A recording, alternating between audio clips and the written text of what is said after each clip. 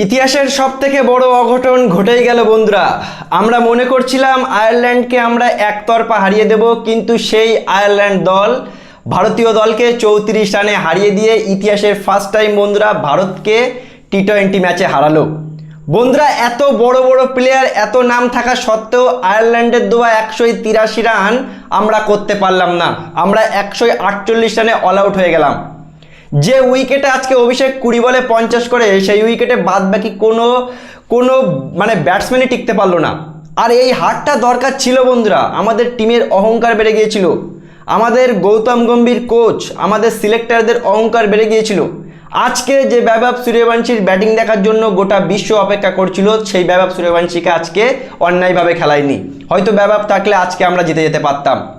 আজকে আমরা কি দেখতে পাচ্ছি টিমের মধ্যে? প্রসিদ্ধ কৃষ্ণা, একটা টেস্ট বোলার, মোহাম্মদ সিরাজকে বাদ দিয়ে তাকে টি-20তে ঢোকালো। 4 ওভারে 57, 1 ওভারে 27 কাটছে। বন্ধুরা, যে রজত পাটিদার একটা যোগ্য মিডল অর্ডার প্লেয়ার, তাকে আমরা সুযোগ দিই না। আমরা ভুবনেশ্বর কুমারের বলার ভুবনেশ্বরের মধ্যে এত ভালো বোলারকে আমরা সুযোগ দেই না। মোহাম্মদ শামি দিনের পর দিন পারফরমেন্স করা প্লেয়ারকে আমরা সুযোগ দেই না। যোগ্য প্লেয়ারদের সাথে আমরা অন্যায় করেছি বলে, অহংকার করেছি বলে আজকে এই অবস্থা আমাদের। আজকে আয়ারল্যান্ডের মতো টিমের সামনে আমরা 183 রান করতে পারলাম না। ফ্ল্যাট উইকেটে আইপিএলে আমরা 290 করি, আর আজকে আয়ারল্যান্ডের মতো টিম আমাদেরকে হারিয়ে দিল। আর আজকে এই হারটা দরকার ছিল বন্ধুরা।